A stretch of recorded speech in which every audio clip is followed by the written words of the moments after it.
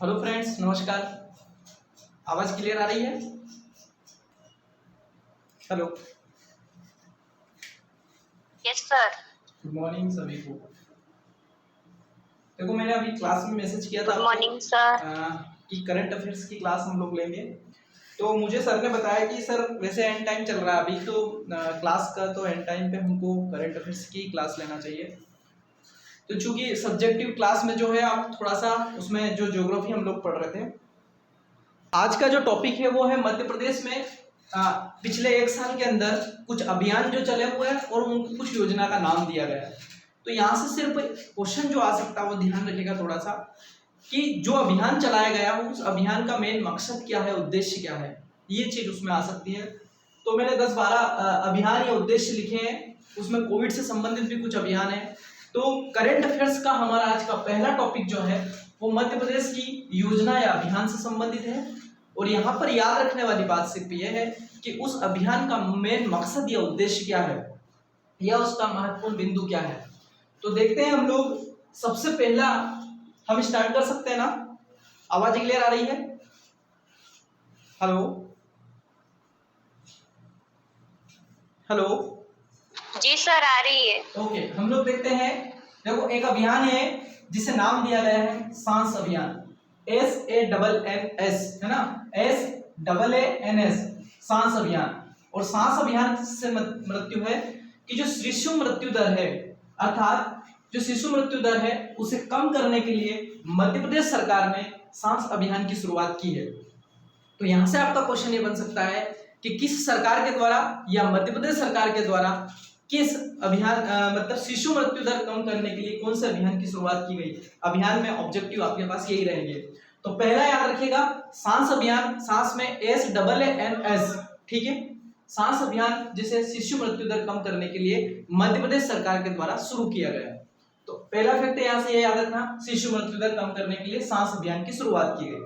दूसरा अभियान है पंख अभियान, ठीक है। पंख, PANKH, पंख अभियान। और पंख अभियान जो है, पंख अर्थात यहाँ से पंख का मतलब बच्चों के लिए यूज किया गया है, बालिकाओं के लिए उपयोग किया गया है। तो बालिकाओं की सुरक्षा और उनका विकास करने के लिए मध्य प्रदेश सरकार के द्वारा पंख अभियान शुरू किया गया है, ठीक है। पंख अभियान बालिकाओं के लिए है, जबकि सांस अभियान शिशु मृत्यु दर कम करने के लिए, ठीक है। तीसरा अभियान है समेकित बाल संरक्षण योजना। ये एक योजना है, समेकित बाल संरक्षण योजना। ये एक योजना है और ये योजना इसलिए है कि समेकित मतलब सभी बालकों का, सभी युवाओं का, ठीक है। युवाओं को शिक्षण के साथ साथ आत्मनिर्भर बनाना, अर्थात मध्य प्रदेश सरकार ने समेकित बाल संरक्षण एक योजना शुरू की है। इसमें उसका उद्देश्य यह है कि जितने भी हमारे मध्य प्रदेश के युवा हैं उनको शिक्षा तो देना ही है, साथ साथ में उनको आत्मनिर्भर बनाना है। इसका मुख्य उद्देश्य है इस समेकित बाल संरक्षण योजना का, ठीक है। तो समेकित बाल संरक्षण योजना युवाओं को शिक्षण संस्था के साथ साथ आत्मनिर्भर बनाने के लिए इस योजना की शुरुआत मध्य प्रदेश सरकार के द्वारा की गई है। तो क्वेश्चन यहाँ से याद रखना, समेकित बाल संरक्षण योजना का मुख्य उद्देश्य क्या है? तो वो है कि उनको पढ़ाना तो है ही सही, साथ साथ उनको आत्मनिर्भर भी बनाना है। अगला है, ये कोविड से संबंधित है, एक मास्क अनेक जिंदगी। तो इसका उद्देश्य तो आप लोग सब जानते होंगे कि मास्क पहनने से जिंदगी में एक तरीके से जिंदगी को बचाना है। तो उन्होंने इस उद्देश्य को, इसका उद्देश्य जो मेन है कि मास्क पहनने की जागरूकता का प्रसार करना या प्रचार करना। एक मास्क अनेक जिंदगी अभियान है ये, ठीक है, याद रखना। ये मध्य प्रदेश सरकार के द्वारा चलाया गया है और ये एक मास्क अनेक जिंदगी अभियान जो है कोविड-19 की में मास्क पहनने की जागरूकता को बढ़ाना था, इसलिए मध्य प्रदेश सरकार ने एक मास्क अनेक जिंदगी, ठीक है। क्वेश्चन यहाँ से आएगा, एक मास्क अनेक जिंदगी का मुख्य उद्देश्य क्या है? तो इसका मुख्य उद्देश्य है मास्क के लिए जागरूकता फैलाना, ठीक है। तो ये थोड़ा सा याद रखना। फिर एक है एक संकल्प बुजुर्गों के नाम, याद रखना, एक संकल्प बुजुर्गों के नाम। ये अभियान भी ये मध्य प्रदेश सरकार का ना होकर ये किसी पर्टिकुलर एक जिले में चलाया गया है, बालाघाट या छतरपुर में। लेकिन आपको सिर्फ ये याद रखना कि इसका मुख्य उद्देश्य क्या था। तो इसका मुख्य उद्देश्य था, ये एक अभियान है, इसका मुख्य उद्देश्य था कि 60 वर्ष से अधिक उम्र के जो बुजुर्ग हैं उनकी मदद करना, ठीक है। एक संकल्प बुजुर्गों के नाम, 60 वर्ष से अधिक आयु के बुजुर्गों की मदद करना, ये इसका मुख्य उद्देश्य था। तो यहां से थोड़ा सा याद रखिएगा कि एक संकल्प बुजुर्गों के नाम अभियान जो है, अब यहाँ पे उम्र भी पूछी जा सकती है। वो ऐसे पूछी जा सकती है, एक संकल्प बुजुर्गों के नाम जो है वो कितनी आयु की उम्र के लोगों के लिए उनकी मदद करने के लिए है। तो 60 वर्ष से अधिक आयु की उम्र के लोगों के लिए ये संकल्प या अभियान शुरू किया गया है। तो एक संकल्प बुजुर्गों के नाम, 60 वर्ष से अधिक उम्र के बुजुर्गों की मदद करने के लिए ये अभियान शुरू किया गया है। ये भी मध्य प्रदेश सरकार का है। ये सारे के सारे हम लोगों ने मध्य प्रदेश के देखे हैं। फिर है इंतजार आपका अभियान। क्या होगा इसका अर्थ? इंतजार आपका कौन चला सकता है, थोड़ा सा बताएं। इंतजार आपका अभियान किसी को पता? थोड़ा बहुत। पर्यटन विभाग। क्या? पर्यटन विभाग। गुड, वेरी गुड, है ना। इंतजार आपका अभियान जो है, चूंकि कोविड-19 के दौरान 2020 में क्या हुआ, पर्यटन क्षेत्र जो था वो एक तरीके से पूरी तरह प्रभावित हुआ था।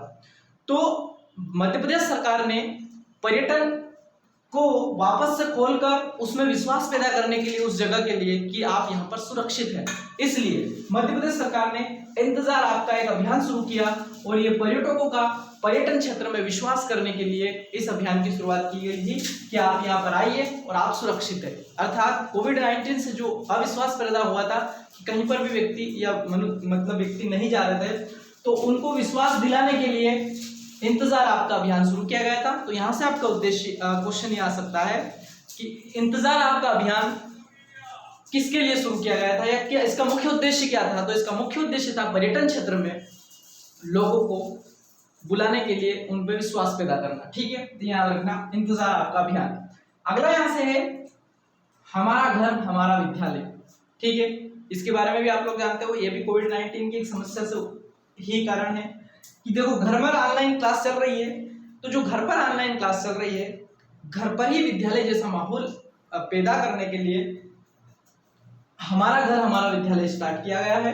और इसमें ये तक भी हुआ है कि घर घर जाकर शिक्षकों ने मतलब एक विद्यालय जैसा माहौल देने के लिए कोशिश की थी। और इस अभियान में ये चीजें मध्य प्रदेश सरकार के द्वारा प्रयोग में की गई थी।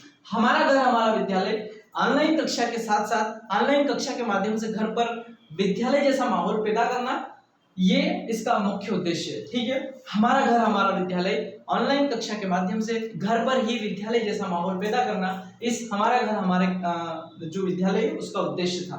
तो इसमें बहुत सारे जो अभियान या योजनाएं वो तो कोविड-19 के कारण शुरू हुई है। ठीक है, तो थोड़ा सा ये याद रखिएगा। फिर अगला है जीवन शक्ति योजना।